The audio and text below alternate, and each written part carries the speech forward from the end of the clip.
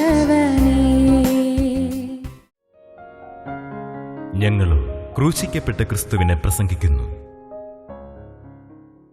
ദൈവ തിരുനാമത്തിന് മഹത്വം ഉണ്ടാകട്ടെ. 7-ാം സങ്കീർത്തനം 1-ാമത്തെ വാക്യം. എൻ്റെ ദൈവമായ യഹോവയെ ഞാൻ നിന്നെ ശരണം പ്രാപിക്കുന്നു. എന്നെ വേട്ടയാടുന്ന എല്ലാവരുടെയും കയ്യിൽ നിന്ന് എന്നെ രക്ഷിച്ച് വിടുവിക്കണമേ. പാപം വേട്ടയാടുന്നു, ദാവീദിന് ശാപം വേട്ടയാടുന്നു. ദാവീദ് ചെയ്ത കൊലപാതകം ദാവീദിനെ വേട്ടയാടുന്നു. ദാവീദ് ചെയ്ത വ്യഭിചാരം ദാവീദിനെ വേട്ടയാടുന്നു. ദാവീദ് ചെയ്ത ദുഷ്കൃത്യങ്ങൾ ദാവീദിനെ വേട്ടയാടുന്നു. ദാവീദിൻ്റെ മനസ്സാക്ഷി ദാവീദിനെ വേട്ടയാടുന്നു. ദാവീദിനെ വലയം ചെയ്യുന്ന പാപത്തിൻ്റെ ഭീകരമായ ആക്രമണങ്ങളിൽപ്പെട്ട് ദാവീദിൻ്റെ ഉള്ള ഉഴലുന്നു. ദാവീദ് വാടിക്കരിയുന്നു. എൻ്റെ ദൈവമായ യഹോവേ, ഞാൻ നിന്നെ ശരണം പ്രാപിക്കുന്നു. എന്നെ വേട്ടയാടുന്ന എല്ലാവരുടെയും കയ്യിൽ നിന്ന് എന്നെ രക്ഷിച്ച് വിടുവിക്കണമേ. വേദപുസ്തകം പറയുന്നു, be sure your sin will find you out. നിശ്ചയമായും നിൻ്റെ പാപം നിന്നെ കണ്ടെത്തും. വീണ്ടും തിരുവചനം പറയുന്നു, ഗലാത്യ ലേഖനം 6:7, as you so you reap. നീ വിതയ്ക്കുന്നത് നീ കൊയ്യും. വിതച്ചാൽ അത് തന്നെ കൊയ്യും. വിതച്ചാൽ അതിലേറെ കൊയ്യും. വിതച്ചാൽ പല നാളുകൾക്ക് ശേഷം കൊയ്യും. Be sure your sin will find you out. നീ എവിടെ ഒളിച്ചിരുന്നാലും നിൻ്റെ പാപം നിന്നെ കണ്ടുപിടിക്കും. നിൻ്റെ പാപം നിന്നെ കണ്ടെത്തും. എങ്ങനെയെല്ലാം പാപം നമ്മെ കണ്ടെത്തും? 1, be sure your sin will find you out by human laws. മാനുഷിക നിയമങ്ങളാൽ പാപം നമ്മെ കണ്ടെത്തും.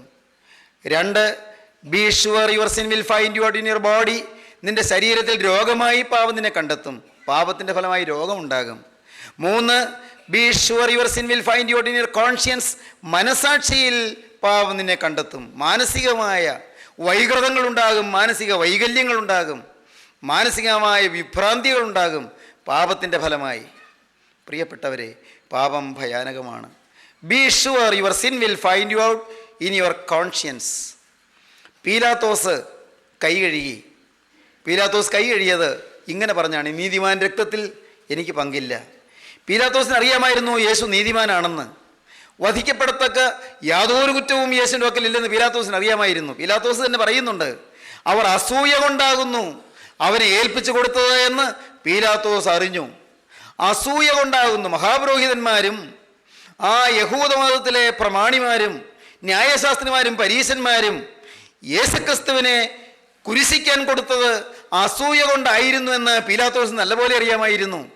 പീലാത്തോസിൻ്റെ ഭാര്യ പറഞ്ഞു, ആ നീതിമാൻ്റെ കാര്യത്തിൽ ഇടപെടരുത് എന്ന്. എന്നാൽ പീലാത്തോസ് ചിന്തിച്ചു, ഞാൻ ഇവനെ വെറുതെ വിട്ടാൽ ഈ ആളുകളെല്ലാം എനിക്കെതിരെയാകും. ഞാൻ കൈസറുടെ സ്നേഹിതനല്ല എന്ന് പറഞ്ഞേക്കും. കൈസറുടെ സ്നേഹിതനല്ല എന്ന് പറഞ്ഞ് എനിക്കെതിരെ ആരോപണങ്ങൾ വന്നാൽ എൻ്റെ ഗവർണർ സ്ഥാനം നഷ്ടപ്പെട്ടേക്കുമോ? എൻ്റെ പദവി നഷ്ടപ്പെട്ടേക്കുമോ? എൻ്റെ ഗവർണർ സ്ഥാനം പോകുമോ? പീലാത്തോസ് ഭയന്നു. പീലാത്തോസ് ഇങ്ങനെ പറഞ്ഞു, ഈ മനുഷ്യനിൽ ഞാൻ ഒരു കുറ്റവും കാണുന്നില്ല. നിങ്ങളവനെ കൊണ്ടുപോയി ക്രൂശിപ്പീൻ. ഈ നീതിമാൻ രക്തത്തിൽ എനിക്ക് പങ്കില്ല. നീതിമാൻ എന്നാണ് പീലാത്തോസ് പറഞ്ഞത്. ഈ മനുഷ്യൻ, ഇവൻ നീതിമാനാണ്. ഈ മനുഷ്യൻ ഞാൻ ഒരു കുറ്റവും കാണുന്നില്ല. പക്ഷേ നിങ്ങൾ അവനെ കൊണ്ടുപോയി ക്രൂശിപ്പീൻ. പീലാത്തോസ് ആ കുറ്റത്തിൽ നിന്ന്, താൻ ചെയ്യുന്ന തെറ്റിൽ നിന്ന് രക്ഷപ്പെടാൻ കൈ കഴുകി. വെള്ളം കൊണ്ട് കഴുകിയാൽ പോകുന്നതാണോ പ്രിയരെ ഈ പാപം? മനുഷ്യൻ ചെയ്യുന്ന പാപം വെള്ളം കൊണ്ട് കഴുകിയാൽ പോകുന്നതാണോ? അല്ല, ഏതെങ്കിലും നന്മ പ്രവൃത്തികൾ ചെയ്താൽ പോകുന്നതാണോ? ഏതെങ്കിലും പുണ്യകർമ്മങ്ങൾ ചെയ്താൽ പോകുന്നതാണോ? പ്രിയപ്പെട്ടവരെ, നിങ്ങൾ ചിന്തിക്കൂ. തീർത്ഥാടനം നടത്തിയാൽ പോകുന്നതാണോ പാപം? സഹോദരങ്ങളെ, നിങ്ങൾ മനസ്സിലാക്കൂ, ഈ ലോകത്ത് ഒന്ന് ചെയ്താലും പാപം പോവുകയില്ല. ഊനമില്ലാത്ത കുഞ്ഞാടിൻ്റെ രക്തം ചിന്തി നമുക്ക് വേണ്ടി ക്രൂസിൽ മരിച്ച രക്ഷകന്റെ പാദം കെട്ടിപ്പിടിച്ചല്ലാതെ, ആ തിരക്തത്തല്ലാതെ പാപമോചനമില്ല. രക്തം ചൊരിഞ്ഞിട്ടല്ലാതെ വിമോചനമില്ല എന്ന് എബ്രായ ലേഖനം 9:21 വാക്യത്തിൽ നാം കാണുന്നു. എബ്രായർ 9 നാം വായിക്കുന്നത് അങ്ങനെയാണ്, രക്തം ചൊരിഞ്ഞിട്ടല്ലാതെ വിമോചനമില്ല. ഊനമില്ലാത്ത കുഞ്ഞാടിൻ്റെ രക്തത്താലാണ് മോചനം.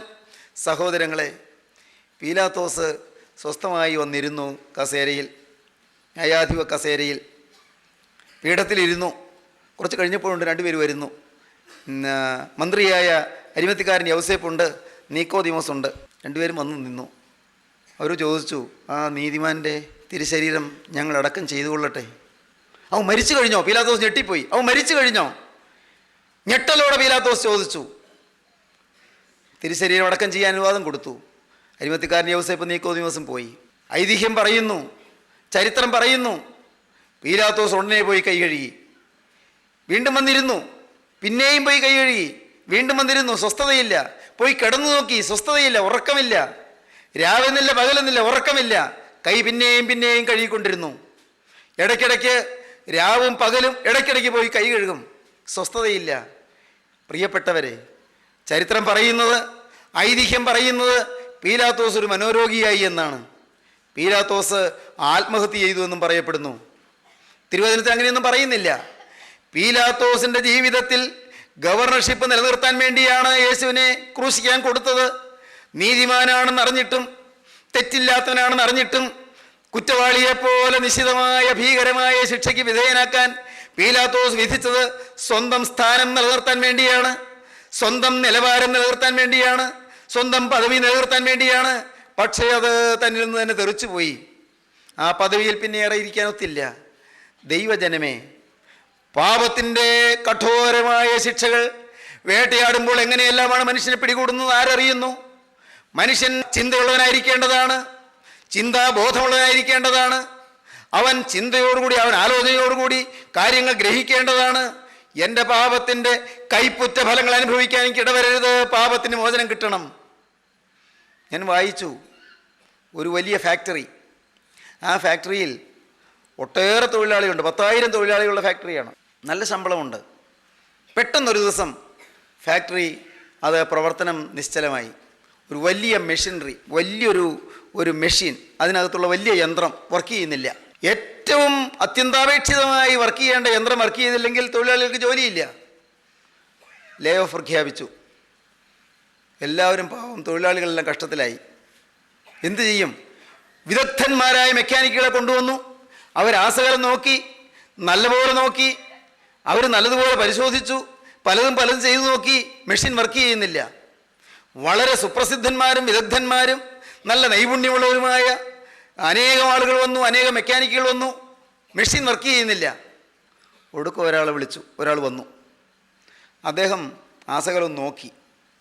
എന്നിട്ട് കിറ്റൂൾ ബോക്സ് തുറന്നിട്ട് ഒരു ചെറിയ ചുറ്റിക എടുത്തു, ചെറിയ ചുറ്റിക. എന്നിട്ട് ആ മെഷീനിൽ ഒരു ഭാഗത്ത്, ആ യന്ത്രത്തിൻ്റെ ഒരു ഭാഗത്ത് പയ്യൊന്ന് മുട്ടി. വർക്ക് ചെയ്തോളാൻ പറഞ്ഞു.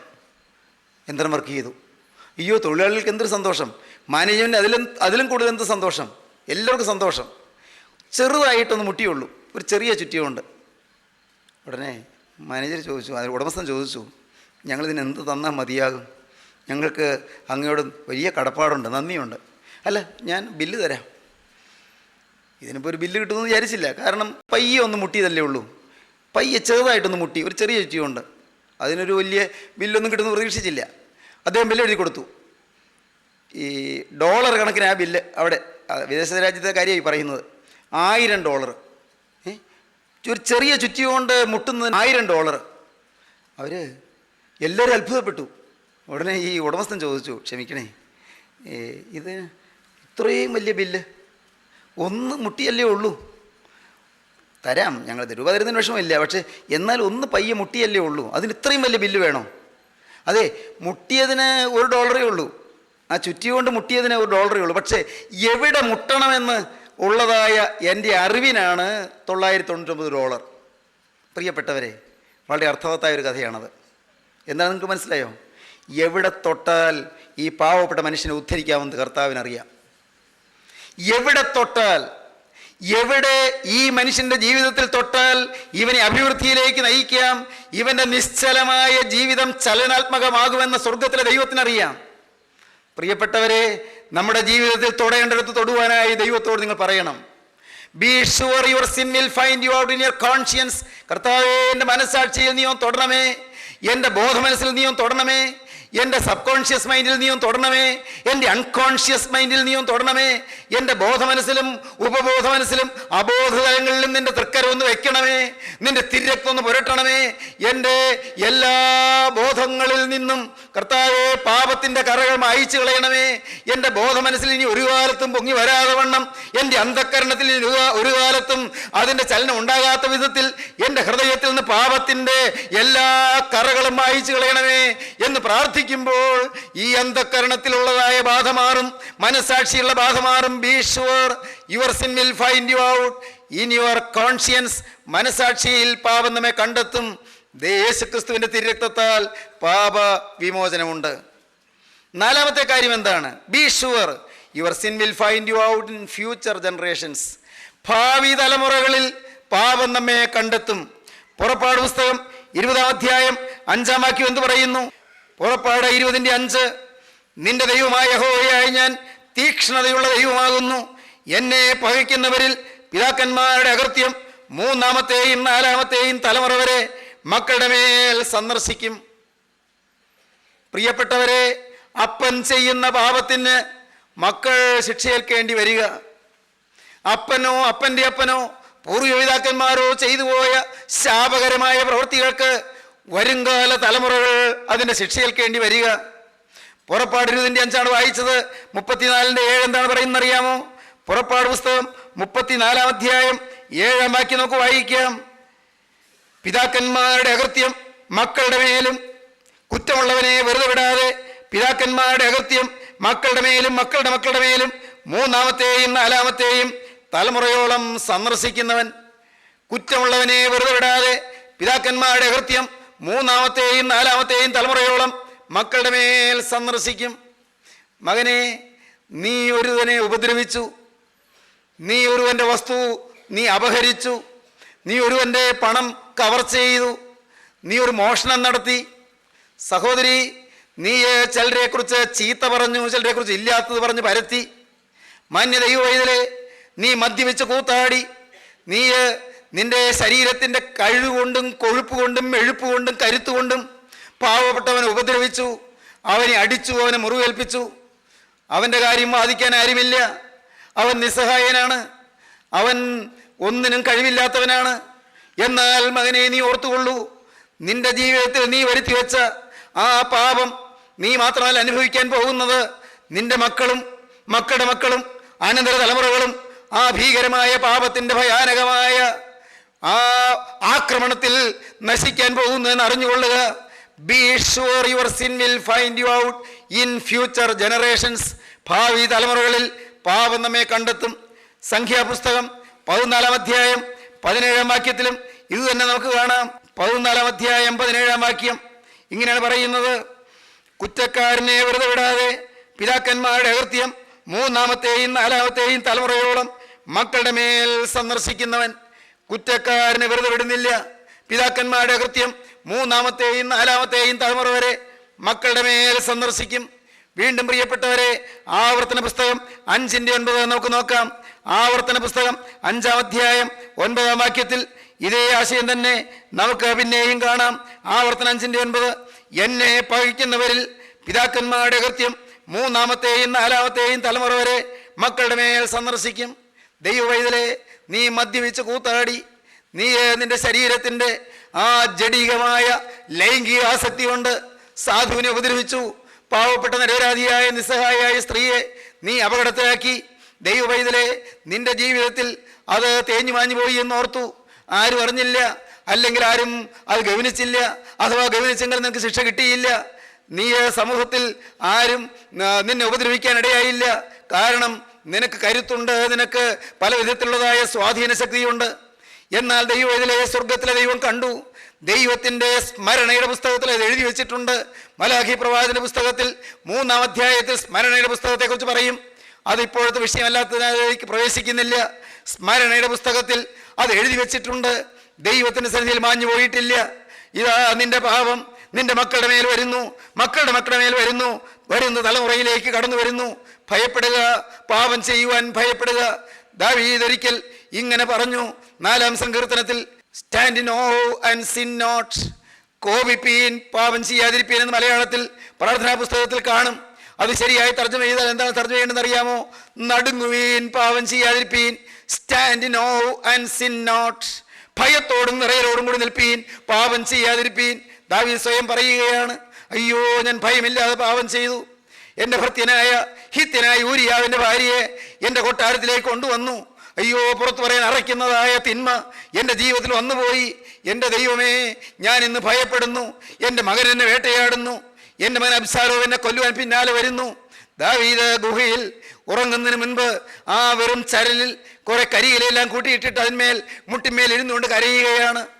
മകനെ പേടിച്ച് കൊട്ടാരം വിട്ട് ഓടിയ അപ്പൻ, മകനായ അബ്ശാലോം കുമാരനെ പേടിച്ച് കൊട്ടാരം വിട്ട് ഓടിയ ദാവീദ് ഇതാ അവിടെ ആ ഗുഹയ്ക്കകത്ത്, മലയിൽ, വലിയ പർവ്വതത്തിനുള്ളിൽ മലയിൽ ഗുഹയ്ക്കകത്ത് കയറി രക്ഷപ്പെടാൻ, മരണഭീതിയോടെ ഓടി രക്ഷപ്പെടാൻ അവിടെ കയറി ഉറങ്ങാൻ കിടക്കുന്നതിന് മുൻപ് ദാവീദിരുന്ന് പറയുകയാണ്, എൻ്റെ നീതിയായ ദൈവമേ, ഞാൻ വിളിക്കുമ്പോൾ നീ ഉത്തരമരുളണമേ. 4-ാം സങ്കീർത്തനം 1-ാം വാക്യം. എൻ്റെ നീതിയായ ദൈവമേ, ഞാൻ വിളിക്കുമ്പോൾ ഉത്തരമരുളണമേ. നടുങ്ങുവീൻ, പാപം ചെയ്യാതിരിപ്പീൻ. ദാവീദ് ഭയത്തോടെയാണ് കിടക്കുന്നത്. നാളെ നേരം പുലരുമ്പോൾ ഞാൻ എഴുന്നേൽക്കുമോ എന്ന് എനിക്ക് അറിഞ്ഞുകൂടാ. അതിനു മുൻപ് അബ്ശാലോം കുമാരനോ അവൻ്റെ സൈന്യ സന്നാഹങ്ങളോ എന്നെ ആക്രമിച്ച് കൊല്ലുമോ എന്ന് എനിക്ക് അറിഞ്ഞുകൂടാ. എൻ്റെ ദൈവമേ, നാളെ നേരം പുലരുന്നതിന് മുൻപ് ഞാൻ ഈ ഭൂമിയിൽ നിന്ന് മാറ്റപ്പെട്ടാലും എൻ്റെ അകൃത്യം എൻ്റെ പിന്നാലെ വരാനിട വരല്ലേ. എനിക്ക് മാത്രമല്ല, എൻ്റെ സന്തതി പരമ്പരകൾക്ക് അതിൻ്റെ കെടുതി വരാനിട വരല്ലേ. പ്രിയപ്പെട്ടവരെ, ദാവീദ് ഇരുന്ന് കരയുകയാണ്. നിങ്ങൾക്ക് കേൾക്കണമോ? ദാവീദ് പാപം ചെയ്ത കാര്യം ശമൂവേൽ പ്രവാചകന്റെ പുസ്തകം 11-12 അധ്യായങ്ങളിൽ കാണാം. 2 ശമൂവേൽ 11-ാം അധ്യായത്തിലാണ് ദാവീദിന്റെ ഘോരപാതകത്തെക്കുറിച്ച് പറയുന്നത്. എന്നാൽ 12-ാം അധ്യായത്തിൽ ദാവീദിന് കുറ്റബോധം കിട്ടുന്നതായി പറയുന്നു. 13-ാം അധ്യായം നാം വായിക്കുമ്പോൾ ദാവീദിന്റെ മകനായ അമ്നോൻ ദാവീദിന്റെ മകളായ താമാരിനെ വ്യഭിചാരം ചെയ്തതായി പറയുന്നു. ദാവീദിന്റെ സ്വന്തം വീട്ടിൽ മക്കൾ വ്യഭിചാരികളായി. ദാവീദ് വ്യഭിചാരം ചെയ്തു. ദാവീദിന്റെ വീട്ടിൽ ദാവീദിന്റെ മകനായ അമ്നോൻ ദാവീദിന്റെ മകളായ താമാറിനെ വ്യഭിചാരം ചെയ്തു. പാവം താമാര്, ഓമനപുത്രി, തലയിൽ പൂഴി വാരിയിട്ടുകൊണ്ട് സാരി വലിച്ച് കീറിക്കൊണ്ട് അവൾ റോഡേ നെടുകെ നടന്ന് എല്ലാവരും കിഴക്കെ കരഞ്ഞുകൊണ്ട് നടന്നു. തുടർന്ന് നാം വായിക്കുമ്പോൾ എന്താണെന്നറിയാമോ? താമാറിന്റെ സഹോദരനായ അബ്ശാലോം കുമാരൻ അമ്നോനെ അടിച്ചു കൊല്ലുന്നു. സ്വന്തം വീട്ടിൽ തന്നെ കൊലപാതകം നടക്കുന്നു. ഒന്നും വെറുതെ പോകുന്നില്ല, പിന്നാലെ വരികയാണ് പാപം. Be sure your sin will find you out in future generations. ഭാവി തലമുറകളിലേക്ക് പകരുന്നു. മകനെ, നീ ഭയപ്പെടാനല്ല, നിരാശപ്പെടാനല്ല, എന്നാൽ നീ കാര്യം ഗ്രഹിക്കാൻ പറയുകയാണ്. പാപത്തിന് പരിഹാരമുണ്ട്. ഇന്ന് നിനക്ക് പാപത്തിന് പരിഹാരമുണ്ട്. ഇന്ന് കൃപയുടെ വാതിൽ തുറന്നിട്ടുണ്ട്. ഇന്ന് രക്ഷപ്പെടാൻ മാർഗമുണ്ട്. ഇതാ ഈ അബ്ശാലോം കുമാരൻ അപ്പനെ ഓടിക്കുകയാണ്. അപ്പനെ കൊല്ലാനാണ് അബ്ശാലോം കുമാരൻ വരുന്നത്. സ്വന്തം മകൻ അപ്പനെ കൊല്ലാൻ വരുന്നു. ദാവീദിന്റെ കൂടെ ഉണ്ടായിരുന്ന അഹീതോഫൽ ദാവീദിനെ കൊല്ലുന്നതിന് കൂട്ടുകൂടുന്നു. നോക്കൂ എന്തെല്ലാമാണ് നടക്കുന്നത്. ദാവീദ് പാപത്തെ ഓർത്ത് പേടിച്ച് ഓടുകയാണ്. ദാവീദ് പറഞ്ഞു, അബ്ശാലോം കുമാരനെ പേടിച്ച് ഗുഹയിൽ കിടന്ന് ഉറങ്ങുന്നതിന് മുമ്പ് ദാവീദ് പറഞ്ഞു. എന്താണ് പറഞ്ഞത്? 4-ാം സങ്കീർത്തനത്തിൽ ദാവീദ് പറഞ്ഞു, നടുങ്ങുവീൻ, പാപം ചെയ്യാതിരിപ്പീൻ. നടുങ്ങുവീൻ, പാപം ചെയ്യാതിരിപ്പീൻ. സഹോദരങ്ങളെ, പാപം തലമുറകളിലേക്ക് വ്യാപിക്കുന്നു. യിരെമ്യാ പ്രവാചകന്റെ പുസ്തകം 32-ാം അധ്യായം 18-ാം വാക്യം വായിക്കുമ്പോൾ കാണാം. യിരെമ്യാ 32:18 അവിടെ ഇത് തന്നെ കാണാം. ഇതാ, അപ്പൻ ചെയ്യുന്ന പാപത്തിന് മക്കളും മക്കളുടെ മക്കളും ശിക്ഷ അനുഭവിക്കേണ്ടി വരുമെന്ന്. 32:18. നീ 1000 തലമുറയോളം ദയ കാണിക്കുകയും പിതാക്കന്മാരുടെ അകൃത്യത്തിന് അവരുടെ ശേഷം അവരുടെ മക്കളുടെ മാർവിടത്തിൽ പകരം കൊടുക്കുകയും ചെയ്യുന്നു. പിതാക്കന്മാരുടെ അകൃത്യത്തിന് അവരുടെ ശേഷം അവരുടെ മക്കളുടെ മാർവിടത്തിൽ പകരം കൊടുക്കുന്നു. സഹോദരങ്ങളെ, തലമുറകളിലേക്ക് പാപവും ശാപവും പിൻപറ്റുന്നു. ശാസ്ത്രം ജെനറ്റിക്സ് എന്നൊക്കെ പറയുമല്ലോ, ഹെറിഡിറ്ററി എന്ന് പറയുമല്ലോ. എന്താണ് ഇതിൻ്റെ എല്ലാം ആശയപ്പൊരുള്? ശാസ്ത്രീയമായി വിശകലനം ചെയ്യാൻ എനിക്ക് അറിഞ്ഞുകൂടാ. പക്ഷേ ഞാൻ ഒന്ന് പറയാം, അപ്പൻ്റെ ജീവിതത്തിൽ നിന്ന് പലതും മക്കളിലേക്ക് പകരുന്നുണ്ട്, രക്തത്തിൽ കൂടി പകരുന്നുണ്ട്. സഹോദരങ്ങളെ, നിങ്ങൾ കേൾക്കൂ. ജീവിതത്തിൽ വരുന്ന പാപത്തിന്, ഞാൻ ചെയ്യുന്ന പാപത്തിന് ഞാൻ മാത്രം ശിക്ഷയേറ്റാൽ പോരാ, എൻ്റെ മക്കളും മക്കളുടെ മക്കളും ശിക്ഷയേൽക്കേണ്ടി വരും. മക്കൾക്ക് വേണ്ടി സ്വത്ത് സമ്പാദിക്കുന്നവരുണ്ട് അല്ലേ? നാം മക്കൾക്ക് വേണ്ടിയല്ലേ സമ്പാദിക്കുന്നത്? മക്കൾ സുഭിക്ഷമായി കഴിയണം. എനിക്ക് വലിയ വിദ്യാഭ്യാസം കിട്ടിയില്ലെങ്കിലും എൻ്റെ കുഞ്ഞുങ്ങൾ വിദ്യാഭ്യാസമുള്ളവരായി തീരണം. എനിക്ക് കഞ്ഞി കുടിക്കാൻ വേണ്ടത്ര വകയില്ലെങ്കിലും എൻ്റെ കുഞ്ഞുങ്ങൾ പട്ടിണി കിടക്കരുത്, ഇല്ലേ? നമുക്കെല്ലാം ആഗ്രഹമുണ്ട്, സ്വാഭാവികമാണ്, അത് വേണം താനും. എന്നാൽ പ്രിയപ്പെട്ടവരെ, മക്കൾക്ക് വേണ്ടി ആരെങ്കിലും നാശം ഡിപ്പോസിറ്റ് ചെയ്യാറുണ്ടോ? മക്കൾക്ക് വേണ്ടി സ്വത്ത് ഡിപ്പോസിറ്റ് ചെയ്യും, മക്കൾക്ക് വേണ്ടി പൈസ ഡിപ്പോസിറ്റ് ചെയ്യും, മക്കൾക്ക് വേണ്ടി എന്തെങ്കിലും നല്ല ഭാവി കാലത്ത് അവർ പഠിച്ചു വളരുന്നതിന് വേണ്ടിയോ മോളെ കെട്ടിച്ചു വിടുന്നതിന് വേണ്ടിയോ അതിനെല്ലാം മുന്നമേ കരുതി വയ്ക്കും. ശരിയാണ്. എന്നാൽ മക്കൾക്ക് വേണ്ടി ആരെങ്കിലും ഡിസാസ്റ്റർ ഡിപ്പോസിറ്റ് ചെയ്യാറുണ്ടോ? അത്യാഹിതം ഡിപ്പോസിറ്റ് ചെയ്യാറുണ്ടോ? അത്യാപത്ത് ഡിപ്പോസിറ്റ് ചെയ്യാറുണ്ടോ? മക്കൾക്ക് വേണ്ടി ദുരിതം ഡിപ്പോസിറ്റ് ചെയ്യാറുണ്ടോ? മക്കൾക്ക് വേണ്ടി ദോഷം ഡിപ്പോസിറ്റ് ചെയ്യാറുണ്ടോ? മക്കൾക്ക് വേണ്ടി ശാപം ഡിപ്പോസിറ്റ് ചെയ്യാറുണ്ടോ? പാപം ചെയ്യുന്ന മനുഷ്യൻ മക്കൾക്ക് വേണ്ടി ശാപവും ദോഷവും തിന്മയും ഡിപ്പോസിറ്റ് ചെയ്യുകയാണ്. ഓർക്കൂ, ശ്രദ്ധിക്കേണ്ടതാണ്. പാപം നമ്മെ വേട്ടയാടുന്നു. ഇന്ന് ഈ സമയത്ത് നിങ്ങളിത് കേട്ടുകൊണ്ടിരിക്കുമ്പോൾ നിങ്ങൾ ദൈവത്തോട് പറയണം, കർത്താവേ, എൻ്റെ പിന്നാലെ പാഞ്ഞു വരുന്ന പാപം അത് എൻ്റെ മക്കളിലേക്ക് പകരാതെ, ശാപം മക്കളിലേക്ക് പകരാതെ, എൻ്റെ പാപത്തിൻ്റെ ആ ഭീകരമായ ദുരിതഫലങ്ങൾ എൻ്റെ മക്കളിലേക്ക് പകരാതെ, കർത്താവേ, അതെൻ്റെ ജീവിതത്തിൽ നിന്ന് ഇപ്പോൾ മാറ്റിത്തരണമേ. എൻ്റെ ജീവിതത്തിൽ നിന്ന് ആ കെടുതികൾ നീക്കിത്തരണമേ. എൻ്റെ ജീവിതത്തിൽ ഇന്ന് വന്നുകൊണ്ടിരിക്കുന്ന പ്രയാസങ്ങൾ മാറ്റി കർത്താവേ, എൻ്റെ മക്കൾക്ക് സുഭിക്ഷകാലം തരണമേ. ആനന്ദവും ഐശ്വര്യവും തിങ്ങുന്ന സൽക്കാലങ്ങൾ എൻ്റെ മക്കൾക്ക് തരണമേ. എൻ്റെ മക്കൾക്ക് സമാധാന കാലങ്ങൾ തരണമേ. എൻ്റെ പാപം കൊണ്ട് എൻ്റെ മക്കൾ ദുരിതപ്പെടാൻ ഇടവരല്ലേ. എൻ്റെ പാപത്തിൻ്റെ കൈപ്പേറിയ അനുഭവങ്ങൾ എൻ്റെ മക്കൾ അനുഭവിക്കാൻ ഇടവരല്ലേ. ദൈവമക്കളെ, നിങ്ങൾ പ്രാർത്ഥിക്കണം. നിങ്ങൾ മക്കളെ സ്നേഹിക്കുന്നുണ്ടല്ലോ. മക്കളെ സ്നേഹിക്കുന്നുണ്ടെങ്കിൽ മകനെ, നീ ഇനി മദ്യപാനം ചെയ്യരുത്. ദൈവവൈതലേ, മക്കളെ സ്നേഹിക്കുന്നുണ്ടെങ്കിൽ മകനെ, നീ ഇനി കലഹിക്കരുത്. മോളെ, നീ നിന്റെ കുഞ്ഞിനെ സ്നേഹിക്കുന്നുണ്ടെങ്കിൽ നീ നിന്റെ ഭർത്താവിനോട് അനുസരണക്കേട് കാണിക്കരുത്. ദൈവവൈതലേ, നീ നിന്റെ മക്കൾക്ക് നന്മ ആഗ്രഹിക്കുന്നെങ്കിൽ നിന്റെ ഭാര്യയെ ഉപദ്രവിക്കരുത്. ആ സാധുവിൻ്റെ ഹൃദയത്തെ വ്രണപ്പെടുത്തരുത്. ദൈവവൈതലേ, നീ നിന്റെ മക്കൾക്ക് ഐശ്വര്യം ആഗ്രഹിക്കുന്നെങ്കിൽ നിന്റെ ശരീരം അഴുക്കിനും അശുദ്ധിക്കും വ്യഭിചാരത്തിനും പരസംഗത്തിനും വിട്ടുകൊടുക്കരുത്. ദൈവജനമേ, അഴുക്കായ ജീവിതത്തോട് നിങ്ങൾ യാത്ര പറയുക. പാപം ഭീകരമാണ്. Be sure your sin will find you out in future generations. ഭാവി തലമുറകളിൽ പാപം നമ്മെ കണ്ടെത്തും. എൻ്റെ കർത്താവേ, എൻ്റെ ജീവിതത്തിൽ വന്നുപോയ പാപങ്ങൾ ഇനി ഒരു തരി പോലും, ഒരു പരമാണു പോലും എന്നിൽ നിൽക്കാതെ എന്നിൽ നിന്ന് മായിച്ച് കളയണമേ. ദൈവത്തിൻ്റെ വലിയ നാമം മഹത്വപ്പെടട്ടെ. ദൈവത്തിന് സ്തോത്രം. സ്നേഹിതരെ, അതൊരു രാത്രിയായിരുന്നു, അതൊരു അർദ്ധരാത്രിയായിരുന്നു, അതൊരു പാതിരയായിരുന്നു. ആ മോൻ, അവൻ പെട്ടെന്ന് ഞെട്ടി എഴുന്നേറ്റു. അവൻ ഞെട്ടിപ്പിടഞ്ഞ് എഴുന്നേറ്റു. അപ്പനെ വിളിച്ചു. അപ്പൻ അടുത്ത കട്ടിൽ കിടന്നുറങ്ങുന്നുണ്ടായിരുന്നു. ഭാവനയാണ്. അപ്പൻ എഴുന്നേറ്റു. മോനെ, മോനെ, മോൻ വിളിച്ചോ? ഉവ്വ. അപ്പനൊന്ന് വാതിൽക്ക ചെന്ന് നോക്കണം. മോനെ, എന്നാ കാര്യം? കുഞ്ഞാടിനെ കൊന്ന് രക്തം വാതിൽപ്പടിമേൽ പുരട്ടിയിട്ടുണ്ടോ, വാതിൽപ്പടിമേലും കുറുമ്പിടിമേലും പുരട്ടിയിട്ടുണ്ടോ എന്ന് അപ്പനൊന്ന് നോക്കിയിട്ട് വാ. എൻ്റെ മോനെ, ഞാനന്ന് ഇന്ന് രാവിലെ തന്നെ ഏൽപ്പിച്ച കാര്യമാണ്. നമ്മുടെ വേലക്കാരനത് ചെയ്ത് കാണും, സംശയിക്കേണ്ട. അവനത് ചെയ്തിട്ടുണ്ട്, നീ പേടിക്കണ്ട. രക്തം പുരട്ടിയിട്ടുണ്ട്. അയ്യോ അപ്പാ, ഞാൻ ഈ വീട്ടിലെ മൂത്ത മോനല്ലേ, കടിഞ്ഞൂലല്ലേ. മോശമുഖാന്തരം ദൈവതമ്പുരാൻ അരുളി ചെയ്തത് രക്തം വാതിൽപ്പടിമേലും കുറുമ്പിടിമേലും പുരട്ടിയിട്ടില്ലാത്ത ഭവനത്തിലേക്ക് സംഹാരം കയറി വരുമെന്നല്ലേ. സംഹാരം വന്നാൽ കടിഞ്ഞൂലിനെ കൊല്ലുമെന്നല്ലേ പറഞ്ഞത്. രക്തം പുരട്ടിയിട്ടുണ്ടെന്ന് അപ്പനൊന്ന് നോക്കണം. എനിക്ക് വയ്യാത്തതുകൊണ്ടല്ലേ അപ്പാ, ഞാൻ അസുഖമായിട്ട് കിടക്കുന്നതുകൊണ്ടല്ലേ. ഈ അർദ്ധരാത്രിയിൽ ഞാൻ മരിക്കുന്നത് അപ്പന് ഇഷ്ടമാണോ? എൻ്റെ മോനെ, നീ മരിക്കില്ല, നീ പേടിക്കണ്ട, നീ ഭയപ്പെടണ്ട, അല്പം പോലും പേടിക്കണ്ട. അത് ചെയ്തു കാണും, ചെയ്യാതിരിക്കില്ല, ഞാനത് ഏൽപ്പിച്ചിട്ടുണ്ട്. മോൻ പയ്യെ എഴുന്നേറ്റു. സുഖമില്ലല്ലോ. അവൻ വേച്ച് നടന്നു. വാതിക്കലെത്തി. അപ്പോഴേക്കും അപ്പൻ ഓടി വന്നു. നോക്കുമ്പോൾ വാതിൽപ്പടിമേലും കുറുമ്പിടിമേലും രക്തമില്ല. വേലക്കാരനത് ചെയ്തിട്ടില്ല. അയ്യോ, അപ്പൻ ഓടി വേഗം ചെന്നു തൊഴുത്തിൽ നിന്ന് ഒരു ആട്ടുകൊറ്റനെ പിടിച്ചു. വേഗം കഴുത്തു വെട്ടി ചോര കൊണ്ടുവന്നു. വാതിൽപ്പടിമേലും കുറുമ്പിടിമേലും തളിച്ചു, അവിടെ പുരട്ടി. ഭാഗ്യം. സഹോദരങ്ങളെ, കേൾക്കണമോ എന്തുണ്ടായി എന്ന്? അടുത്ത വീട്ടിൽ നിന്ന് മുറവിളി, അടുത്ത വീട്ടിൽ നിന്ന് ഉച്ചത്തിലുള്ള കരച്ചിൽ. കടിഞ്ഞൂലവിടെ സംഹരിക്കപ്പെട്ടു. അവിടെ രക്തം പുരട്ടിയിട്ടുണ്ടായിരുന്നില്ല. ഇവിടെ രക്തം പുരട്ടിയില്ലായിരുന്നെങ്കിൽ ഇവിടെയും കടിഞ്ഞൂൽ സംഹാരം നടന്നേനെ.